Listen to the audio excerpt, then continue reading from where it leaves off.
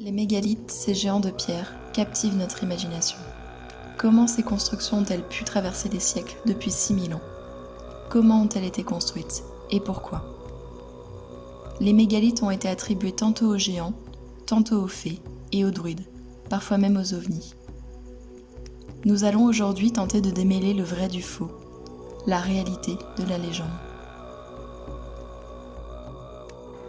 Bonjour et bienvenue dans ce premier épisode de Voyage dans le temps, une chaîne consacrée à l'histoire, aux légendes et de temps en temps à la botanique. Aujourd'hui, nous nous trouvons en Dordogne, dans la région Nouvelle-Aquitaine, car ici se trouve un mégalithe relativement bien conservé. Mais avant toute chose, qu'est-ce qu'un mégalithe ? Le terme mégalithe a été utilisé pour la première fois en 1849 par Algernon Herbert, un antiquaire britannique. Méga signifiant grand en grec et lithos, pierre.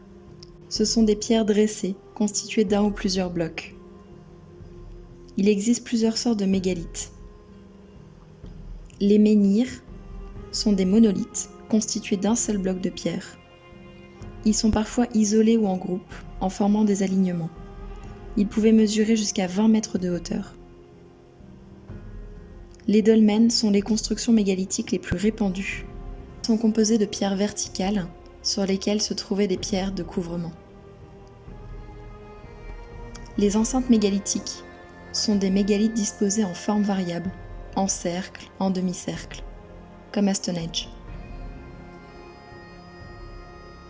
Les tumulus, dits de tertres quand ils sont composés de terre ou cairns quand ils sont composés de pierre, sont des amoncellements recouvrant une ou plusieurs sépultures.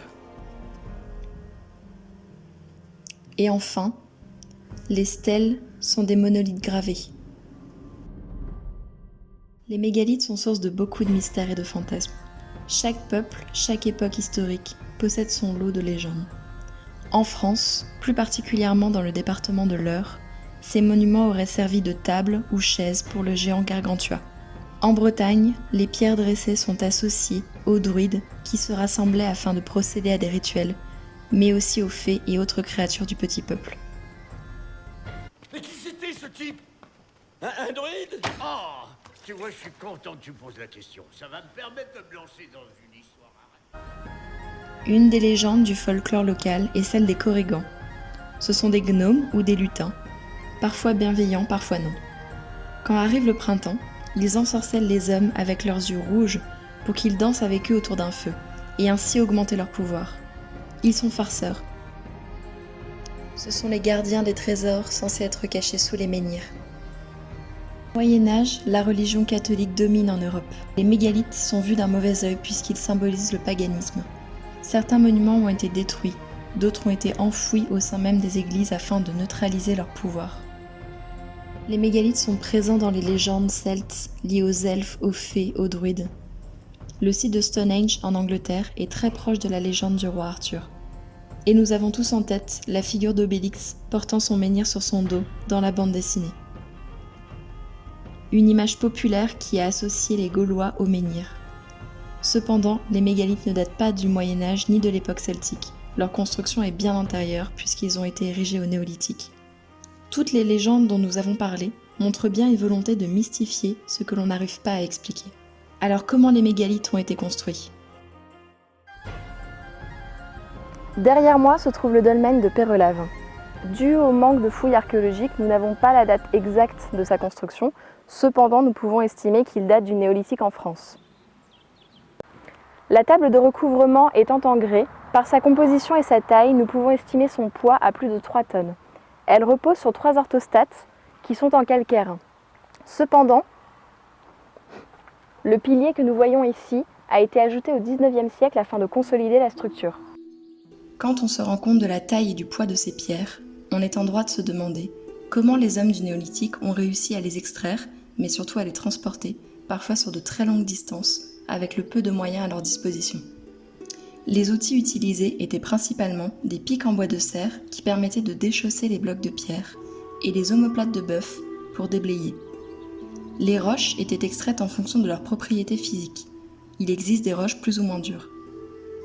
Plusieurs techniques ont pu être utilisées. Les pics en bois de serre sont enfoncés dans les fissures pour les élargir grâce à des percuteurs en pierre, en galets ou en silex. Ces pics pouvaient aussi être imbibés d'eau pour faire éclater la roche par gonflement. Les blocs sont ensuite acheminés, probablement grâce à des rondins de bois réutilisés au fur et à mesure de l'avancée, ou à un traîneau en bois tiré par des cordes. Une fosse asymétrique est creusée. Les blocs en position horizontale sont relevés à la verticale grâce à des échafaudages en bois, puis maintenus par des pierres de calage. Pour la pierre de couvrement, un édifice en bois était construit. Des hommes tractaient la pierre à l'aide de cordes de l'autre côté. Des cales étaient placées sous la pierre au fur et à mesure de la progression jusqu'au positionnement final. Enfin, l'édifice était soit déconstruit, soit brûlé. Mais à quoi servaient les mégalithes ?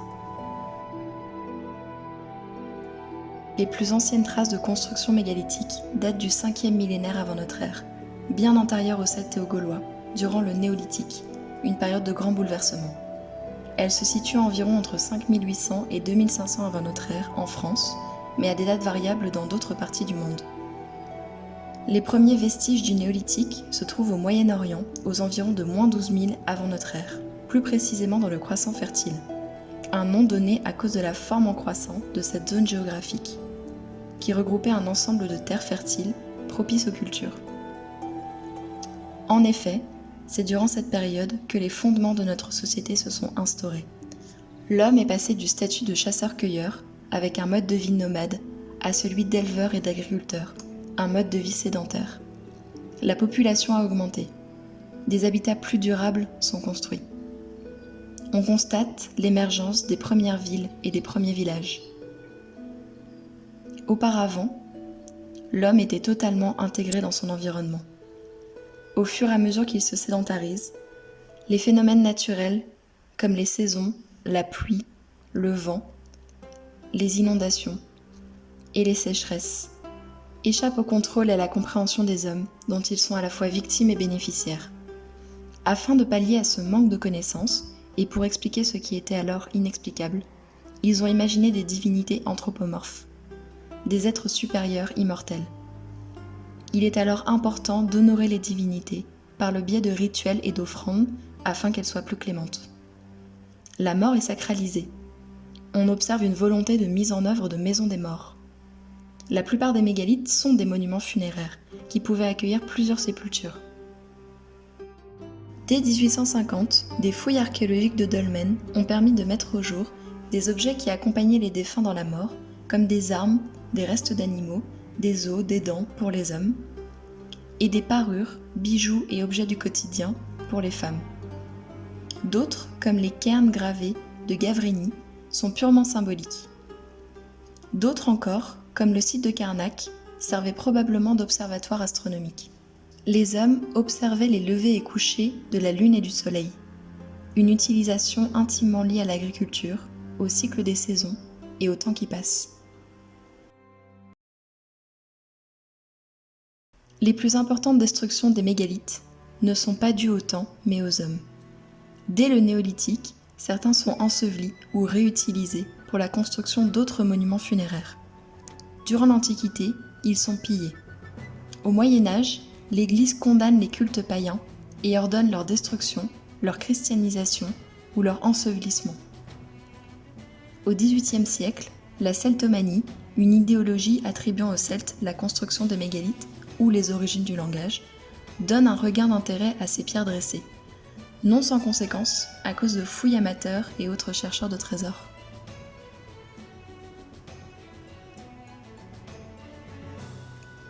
Il faudra attendre le XXe siècle pour que des fouilles en bonne et due forme soient menées, que les données soient plus précises et scientifiques, et pour que ce patrimoine soit protégé. Ces géants de pierre nous ont permis d'en apprendre plus sur le néolithique, cette période de l'histoire si complexe et si importante. Encore aujourd'hui, pourtant, les mégalithes fascinent, et ils n'ont pas fini de nous livrer tous leurs mystères.